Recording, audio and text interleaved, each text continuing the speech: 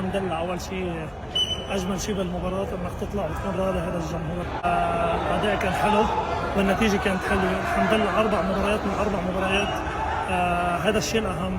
لازم دائما نفكر بالبطوله، ما نستنزف نقط، خطوه بخطوه. ان شاء الله اليوم بننبسط، بكره بنحضر للمباراه الجاي. عم نحضر لكل مباراه بمباراتها. مثل ما شفت البطوله اللي كانت بابو ظبي ساعدتنا كثير، رجعت شوي الالفه بين اللعيبه. فالحمد لله اهم شيء اليوم اخذنا 3 نقاط وما في اصابات الحمد لله. اكيد حلو كثير انه نرجع نلعب شوي بجنوب المنطقه اللي عم تعاني كثير. نشكر نحن كمان اهل جنوب على هالاستضافه اللي رح تكون. ان شاء الله عم نحضر لهالمباراه، رح تكون مباراه مثل اي مباراه، مثل مباراه الانصار. نحترم الخصم، ننزل نحط كل شيء عنا، نطبق تكتيك المدرب.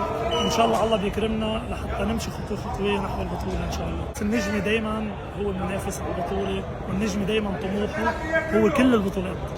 نحن كثير مبسوطين بعودة الجمهور. بتعرف الجمهور وقت من الأوقات قصرنا معه. الحمد لله هلا الأمور من أول الموسم ماشي، الأمور بخير. وهذا الجمهور أصلا بالأساس بالسراء وبالضراء ما بيتركنا. فكيف إذا كانت الأمور ماشي على السكة الصحيحة؟ عم نتشكرهم.